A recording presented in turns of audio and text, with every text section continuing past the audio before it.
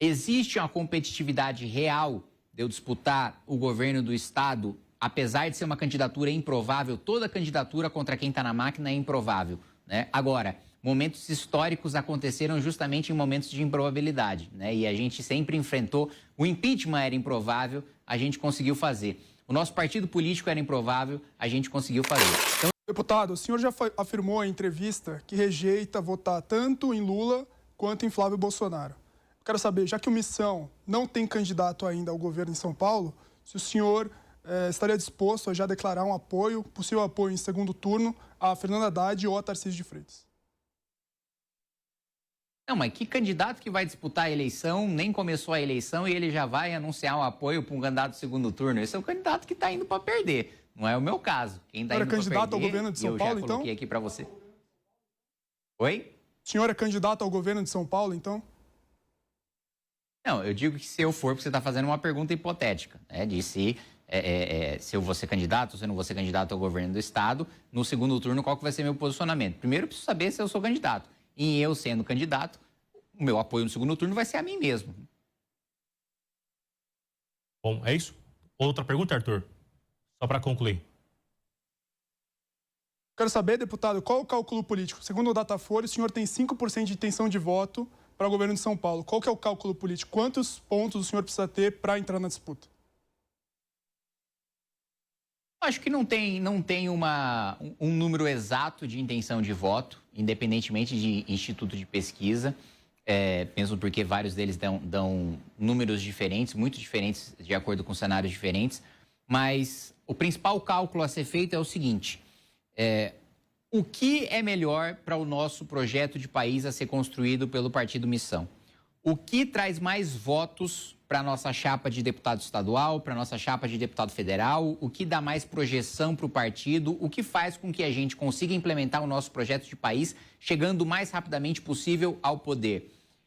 Existe uma competitividade real de eu disputar o governo do Estado, apesar de ser uma candidatura improvável? Toda candidatura contra quem está na máquina é improvável, né? Agora, momentos históricos aconteceram justamente em momentos de improbabilidade, né? E a gente sempre enfrentou. O impeachment era improvável, a gente conseguiu fazer. O nosso partido político era improvável, a gente conseguiu fazer. Então eu sei que se eu disputar o governo de São Paulo, eu estou indo para uma disputa muito difícil. Isso é óbvio, qualquer um sabe, não precisa acompanhar a política para isso. Tem uma pessoa na cadeira, essa pessoa que está na cadeira faz parte da direita, que é um campo ideológico do qual eu disputo, e ele possui muito mais visibilidade e está com a máquina na mão, muito diferente da minha situação. Vai disputar por um partido muito maior, com uma coligação muito maior, apoio do Kassab, por aí vai. Agora, se tiver uma competitividade, ainda que pequena, se for bom para as nossas chapas, se for bom para o nosso pré-candidato à presidência da República, Renan Santos, eu disputo o governo do Estado. O senhor já se viu sentado na cadeira? Já se viu como eleito? O que fazer em São Paulo? Eu vou dividir sua pergunta em dois pontos. Eu prefiro não me ver sentado na cadeira, porque da última vez que alguém fez uma graça dessas, perdeu uma eleição ganha, que foi o Fernando Henrique Cardoso, salvo engano, para a Prefeitura de São Paulo. Não me lembro se foi o Fernando Henrique ou se foi o Jânio agora, que antecipou ali a sua vitória na eleição. Fernando Henrique contra o Jânio. Acho que o Fernando Henrique contra o Jânio, né? E então, não imagino e não me imaginarei. Agora, em estando no governo do Estado de São Paulo, primeiro, eu acho que tem uma divergência fundamental entre mim e o governador Tarcísio de Freitas na coragem de enfrentar privilégios do Ministério Público e do Judiciário.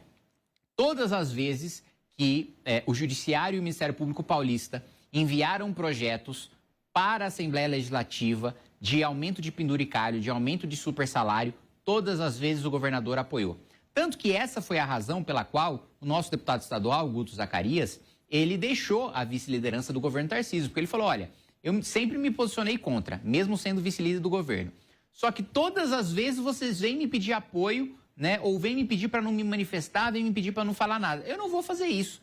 E eu não vou aceitar que vocês continuem me cobrando de uma coisa que eu não acredito, né? Então, essa coragem de enfrentar, né, privilégios na máquina pública, que Tarcísio de Freitas não demonstrou ter no seu governo, eu não vou ter. Outro ponto.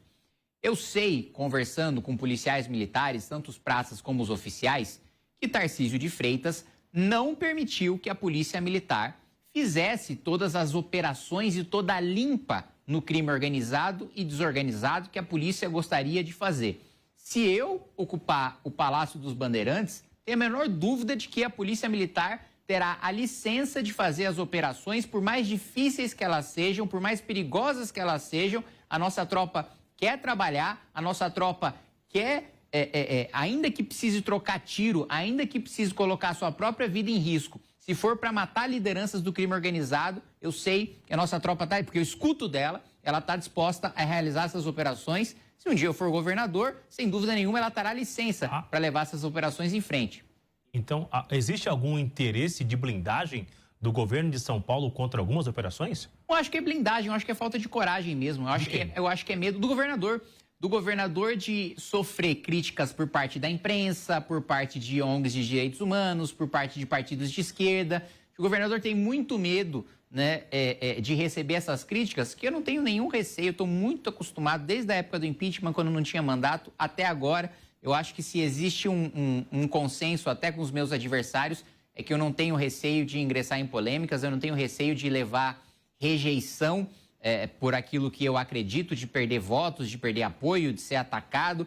O que me importa é, primeiro, transformar o Brasil num país sério, e isso inclui, evidentemente, o Estado de São Paulo, e deixar o meu legado histórico, e o legado histórico não se importa com as críticas efêmeras que podem acontecer. Então, existe esse aspecto de divergência e também de valorização, né? Eu acho que precisa ser dito. O governo Tarcísio promoveu uma valorização das carreiras policiais, da Polícia Científica, da Polícia Civil, da Polícia Militar, que nunca entregou, né? A Fazenda do governo do Estado de São Paulo sempre represou recursos para a segurança pública. Então, assim, eu faria um governo muito diferente, apesar de, para um eleitor desavisado, que não acompanha muito política, que não entende muito a diferença entre as direitas, parecer que eu sou muito parecido com o Tarcísio, nós temos divergências fundamentais. A gente segue girando aqui os nossos convidados. A pergunta do Matheus Dias. Deputado, vou tomar a liberdade para voltar um pouquinho na questão da mudança partidária, mas não apenas no partido que o senhor está agora, mas no partido que o senhor estava. Hoje, o deputado Mendonça Filho, ele pediu, né, fez um pedido para que haja, então, a separação do União Brasil e do PP, junção essa que ele acredita que não deu certo. Nem Antônio Rueda, nem Ciro Nogueira se posicionaram sobre isso, mas o senhor que estava lá dentro consegue dizer, há um entrave, há essa rusga entre os dois partidos? Existe, né? Porque existe digamos assim, um conflito entre chapas, né? Em alguns estados o PP é mais forte, em alguns estados a União é mais forte, e sempre a ala que sai prejudicada nessas chapas, ela vai brigar, né? Isso é natural, e ainda mais em dois partidos que não têm ideologia, que não têm projeto próprio, né? Veja, qualquer partido que quer implementar a sua ideologia, que quer implementar o seu programa, tem candidatos a eleições majoritárias. Quem é o candidato quadro próprio do PP à presidência da República? Quem foi durante os últimos anos? Ninguém. Quem foi o do União? Ninguém. Agora, o deputado Mendonça Filho, ele tem um ponto que ele levanta que eu concordo plenamente. Primeiro, de ser um erro a fusão do DEM com o PSL e formar a União Brasil. Depois, um erro também do PP com a União. Por quê? Porque o deputado Mendonça, ele tem uma trajetória de coerência de oposição, né? O DEM e o deputado Mendonça Filho e o PFL nunca foram base do governo PT. O PP já foi, deputados do PSL já foram. O Mendonça tem uma história que é incompatível com isso. Então eu também entendo da perspectiva ideológica dele do porquê que ele é contra. Agora, não me cabe mais, aliás, nunca me coube, porque eu sempre fui uma figura independente dentro da União, falar sobre federação, não federação, fusão, não fusão. Eu sempre votei como quis, contra o partido, discursei como quis, inclusive contra o partido. Então, eles que se resolvam. A gente segue aqui girando. Eu quero só fazer um foco para uma outra área que o senhor também tem acompanhado muito, deputado, que é a CPMI do INSS. Chegando ao fim agora, no dia 26 de março. O senhor ainda como suplente tem atuado muito lá dentro dessa investigação que agora começa a ganhar um espaço, a história também do Banco Master. Chegando na reta final, a CPMI atingiu o seu objetivo? Olha, acho que primeiro, em relação ao INSS, nós prendemos o principal elo desse escândalo, que é o Careca, né? E tudo indica que por causa dessa prisão e dele não aguentar mais essa prisão, ele também não aguentar o fato de que a gente foi para cima da lavagem de dinheiro promovida pela sua esposa e pelo seu filho, ele negocia essa delação premiada, né? Ao mesmo tempo, acho que a gente deu respaldo e força para a Polícia Federal ir para cima de um escândalo cheio de interesses políticos, né? O senador Everton Rocha, do PT do Maranhão, vice-líder do governo Lula, foi o primeiro citado nas investigações, inclusive foi um furo da Jovem Pan que eu repliquei e que fui processado no Supremo Tribunal Federal por isso, né? Era uma reportagem que eu fiz o levantamento, então era nossa a reportagem.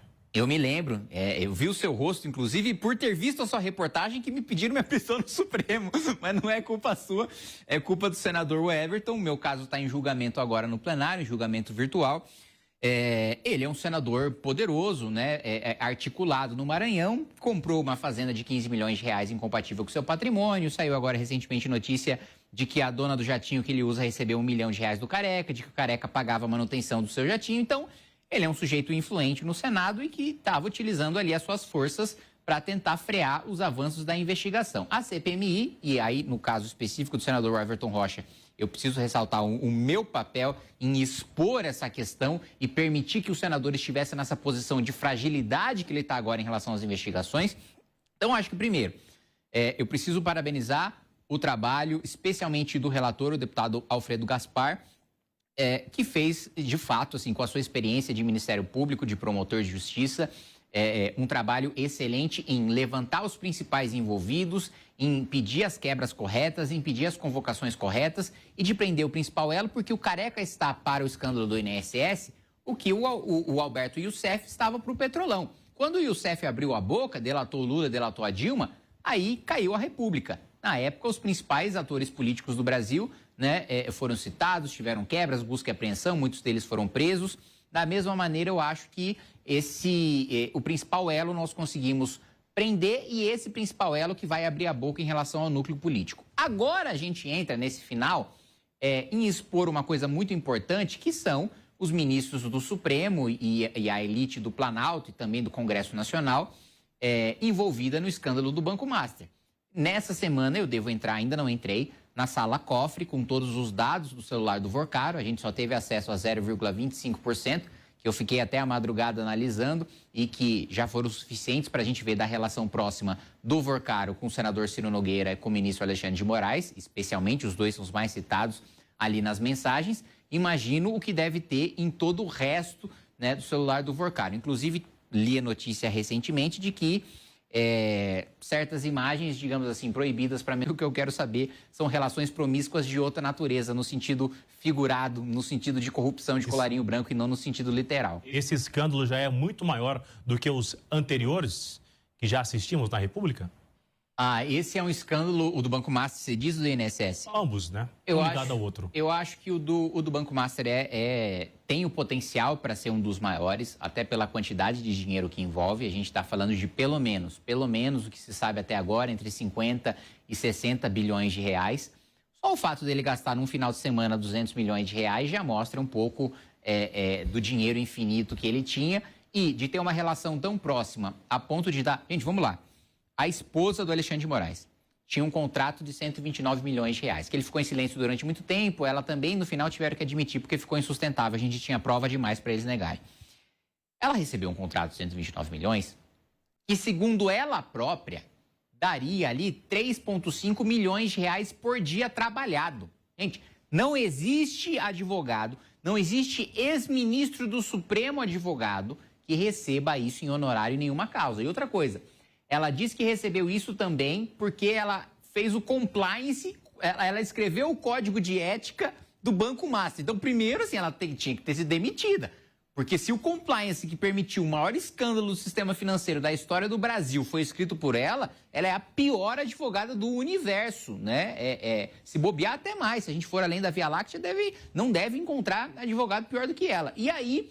Quando você vai ver uma apresentação de PowerPoint, é uma coisa bem patética, assim, o código de ética ali do Banco Master, se foi ela que fez aquilo, assim, precisa se aposentar imediatamente, porque, sem dúvida, ela é dotada, assim, de uma velocidade maior do que a inteligência pode acompanhá-la. E se um banqueiro tinha a capacidade de comprar influências de um ministro do Supremo com mais de 100 milhões de reais por meio da sua mulher, isso já demonstra que se desenha aí um escândalo maior do que o Petrolão. Opa. Eu sei que tu acabou de terminar esse corte, mas antes de ver outro discurso foda do Renan ou de alguém da missão, deixa eu só te pedir uma coisinha rápida. Se tu curte os cortes, já se inscreve aqui no canal e deixa o like, porque isso ajuda demais a fortalecer a nação e faz esses vídeos chegarem a muito mais gente. E claro, compartilhe esse vídeo com aquele amigo que precisa conhecer a missão. Um grande abraço da nação e te vejo no próximo corte.